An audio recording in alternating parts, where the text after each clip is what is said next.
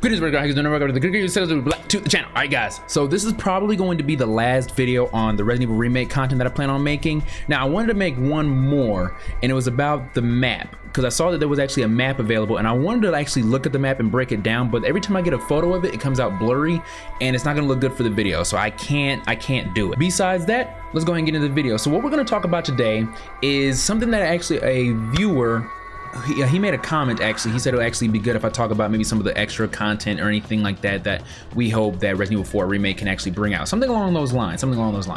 And I actually wanted to talk about that. It was actually a very good idea, because as we all know, Resident Evil is like a pioneer to a lot of things that happen, especially when it comes to the franchise. You know, when it comes to the over-the-shoulder look, that's where Resident Evil 4 was starting to get a little more into the action type part, especially when it got to the island, of course. You know, and so Resident Evil 4 created, you know, a lot of stuff. Like I said, the behind the look, the over the shoulder look, you know, there are a lot of games that follow that. Like I said, I never played Dead Space before, which is a game that I actually haven't played for my channel. I do know that it's like kind of like the same look as Resident Evil 4, you know, behind the shoulder. So Resident Evil 4, you know, brought a lot. So this game is very significant. And also, I'd like to bring up, this game was considered for a good while to be the greatest game of all time for a hot little minute.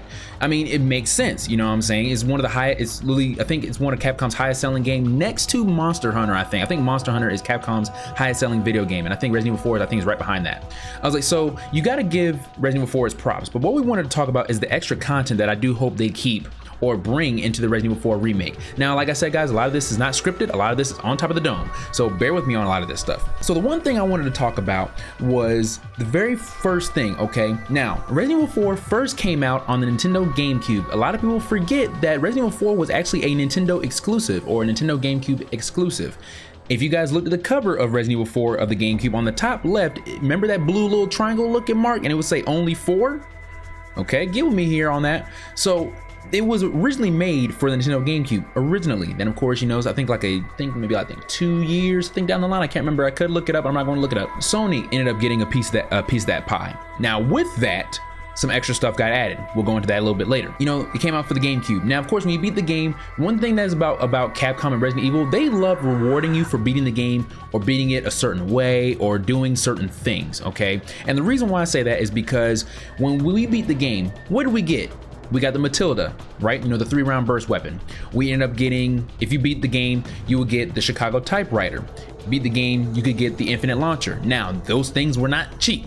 Okay, those things were not cheap. Now, don't get me wrong, I love the Matilda, but I never really cared for the 3-round burst type of thing. And not only that, it would use up your ammo rather quickly. And I think the merchant even said that in his content. And if I remember the exact words that he said, an awesome choice, stranger. It's got a 3-round rapid fire capability, although it uses up ammo rather quickly. I don't know how many times I ever played the merchant's voice on some of these weapons that you choose just to hear him talk, okay? So I think I got that word for word verbatim. Okay, I think I did. I was like, if I did, oh my God, I'm happy. But anyway, so, you know, there's extra content that they gave you right now. The infinite launcher and of course the Chicago typewriter, I think they were $1 million. They weren't cheap, so you had to grind the game to get that money. And the first thing I would always get would be the Chicago typewriter, because it was already strong as it is, and it was infinite ammo. So of course, so I actually enjoyed that weapon. But of course, I only used that weapon so much because I still wanted a challenge. So I would still keep my weapons that required ammo. You know, I think my favorite weapon in here is still the broken butterfly. Okay, and one of my favorite reasons for having that broken butterfly is because of what the merchant would say. I know the lines of that, but I'm not gonna get into it. But anyway, so I do hope they keep some of the weapons. Now, if they add any more weapons to this, I can't really say what kind of weapons I would like for them to have. But another weapon now this is a weapon that I rarely got, and that was the hand cannon. And the reason why I would rarely get it is because the requirements to get that, you had to have, I think it was 4 stars in each and every level for every character in the mercenaries game mode. Okay, that's how you got it. I only got that one time, and that was on the GameCube. I played it on the GameCube, Xbox 360, PS3, PS4, and now the PC. I have yet to get them on any of those platforms but the GameCube, because that's when I first started playing the game. And the only reason I never got it was because I could never ever freaking beat the last part with Leon. As much as I love Leon, he was the weakest mercenaries character. Now, Ada, Hunk, Wesker, Krauser, you could do some damage. Krauser was definitely the easiest because that arm. I could never get the hand cannon on any of the other platforms because of Leon and that last one.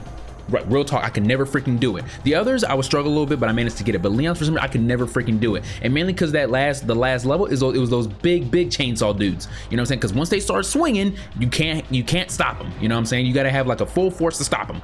Okay, so, but yes, when it comes to that, I do want them to keep the mercenaries, and I want them to beef that baby up. I want them to keep the same characters. You know, definitely, you know, add Wesker and everything like that. I'm cool with that. You definitely need to add Louis Sarah, okay? Add Louis Sarah as a character in that, okay? Because he needs to be in that. Ashley Graham, she doesn't need to be in anything else but her part in the main campaign, okay? I'm not shaming her, but there's really no point. But you got to add Louis Sarah. You can't have someone who's good with weapons and everything like that, and you don't put them in the mercenaries. Come on now, you got to do that. Now, when it comes to that, I don't know. Now, this is like a thing, and the reason why I'm saying this part is because Resident Evil Village is about to add this, where like when you play mercenaries, you can play as Heisenberg and also Lady D. That's also coming out.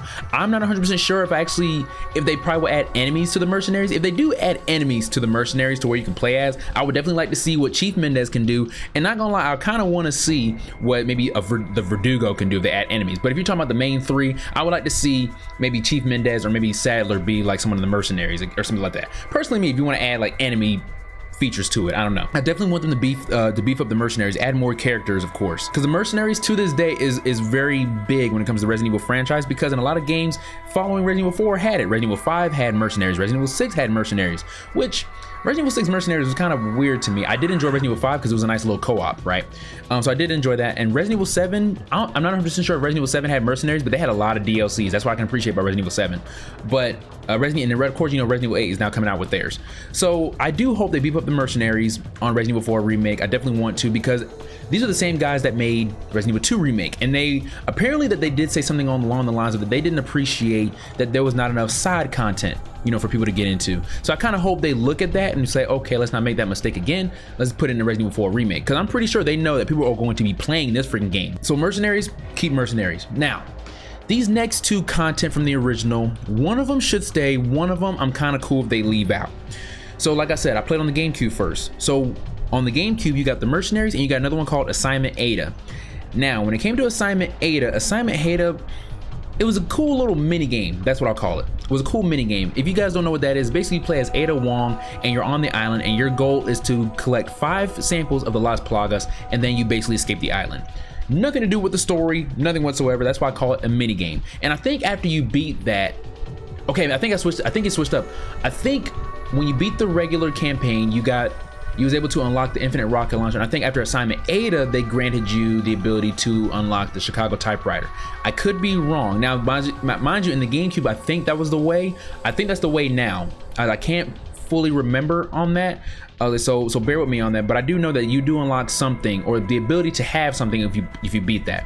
But it wasn't like something that I played over and over and over and over again. Like you could literally beat it like that, and when it wasn't a hard mini game. So if they keep that, cool, you know. But if you're making a DLC, I wanted to follow the story in some way, somehow. Now, mercenaries, that's a different ballgame. That's just you as a character, you know, killing a lot of enemies. I'm a fan of that.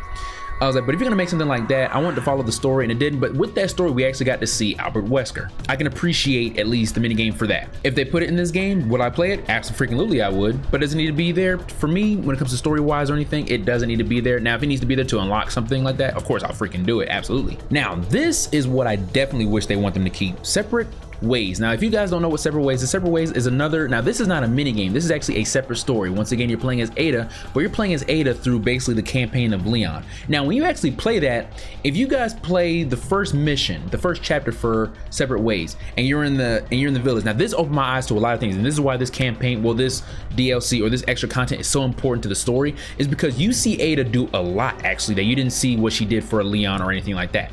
So when she gets to the village, you first end up in the village. Now, while Leon is actually fighting the enemies and running around the village, getting chased by the doc or Dr. Salvador, you actually get this, she's in the village with you as well. And she's shooting the villagers, all that stuff like that. And if you're in the right spot in that, you actually get to see Leon like run across your screen, and Dr. Salvador is basically chasing him. And like throughout that whole time, you actually can hear Leon shooting his weapon, all that stuff like that. Now, I've tried multiple times when I see Leon, I would try multiple times to chase after him and run after him. But Leon runs a lot faster than he does in the campaign, just so he can get away from Ada, because we can't, of course, the game's not gonna, let you do that. so I can't. So I tried I still tried to this day. I'm like, I want to do it, and I'm not gonna lie, I've actually tried multiple times to actually shoot at Leon while he's running badly. Nothing happens. Of course, we all find out that Ada Wong rings the bell. Okay, so that is a very key point in that, because that, you know, that's basically ends the, you know, this big shootout, you know, that we're seeing right here. You know, Ada's the one who basically stops it. So that was really nice to see.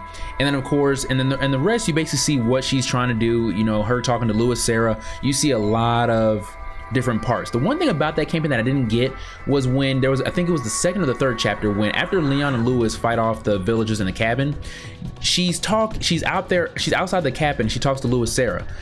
In the campaign, you see, and I keep saying campaign, but you know, the main story, Leon says Lewis, and he's looking out the door, and in our heads, it's like Lewis is gone, basically. You know, like he disappeared that quick from what that looks like, because Leon didn't say anything more after that. But apparently after that, Ada's outside the cabin, and she's talking to him for a hot little minute. I'm like, so Leon and Ada could have met, like, like way before the castle. You know, I don't know. Capcom was trying to think of ideas. I get it, but it was still a cool story. I get the concept of it. So so this story is very important because you get to see that you actually get to play as Ada when she saves you from Krauser, all that stuff like that. So it's definitely a good point to have Ada's, you know, separate ways on there, so we can see what she did. So I definitely do want them to keep that. When it comes to extra content, there's also something else that I want to see as well.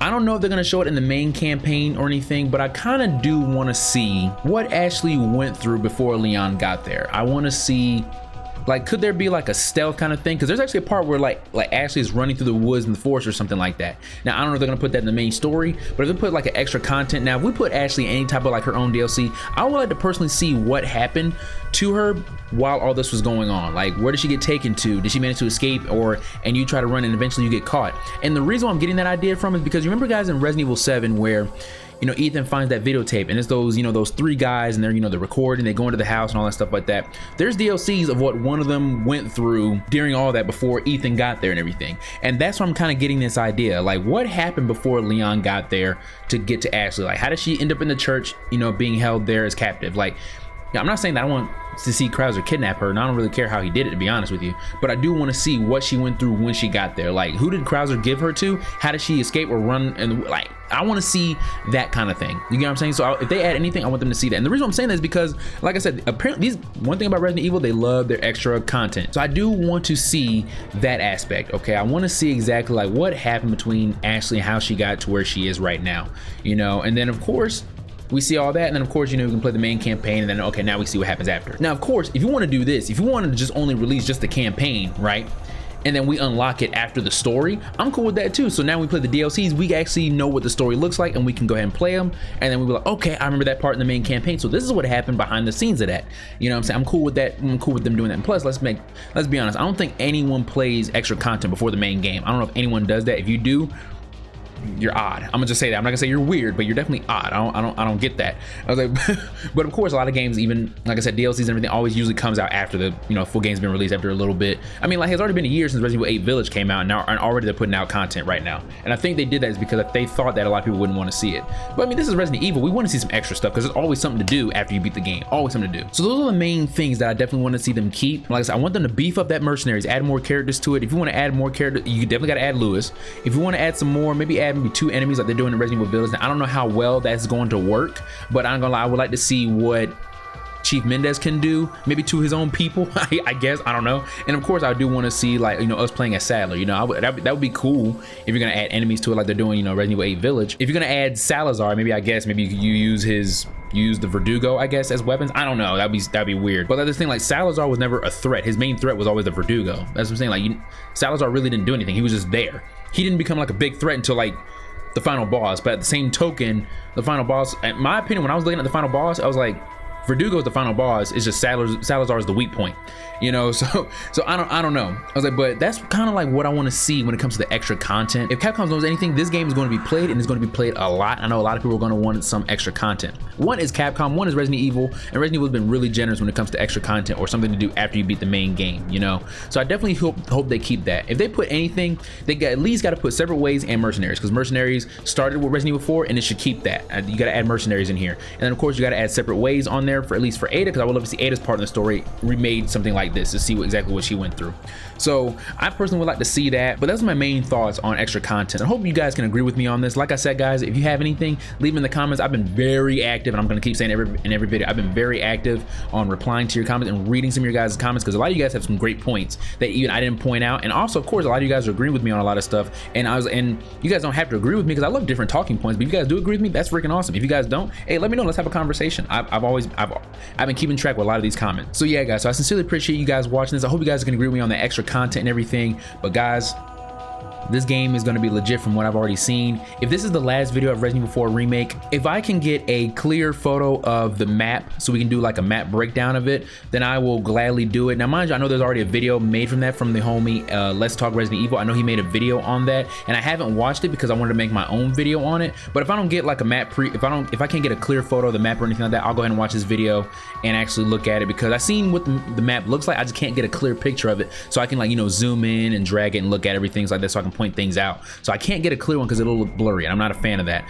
so I'm not going to do that. If I can't get it, that's okay. But if I can't get a clear picture of the map or anything like that, guys, this will be my last video on anything with Resident Evil Remake related until either another trailer comes out or until the game itself comes out. But you guys will see me do a live stream of Resident Evil 8 Village, of the new DLC. We will be doing that. Thank you guys for growing the channel like you guys have done. I sincerely appreciate that. Right now, the next video is going to have to be Dead Space. I gotta beat that game, you know, at least before that remake comes out, because I never played that game, but I heard the game is phenomenal, so I at least got to do that. But thank you guys so very much. I sincerely appreciate the love that you guys are showing the channel and everything. So, and I hope the extra content, the future content, my gameplays and everything will be worth coming into. But thank you very much, guys. The growth is overwhelming. This is my first time that my channel has witnessed or experienced this type of growth before, and it's crazy. So thank you guys so very much for what you guys have done, and I hope you guys enjoy the future content. But like as usual, guys, make sure you guys dab up that like button, subscribe your own leisure, join the Griff gang. This is Griffin signing off, reminding to be silent, hope professionals. I love you guys. I'll see you guys in my next video. Take care.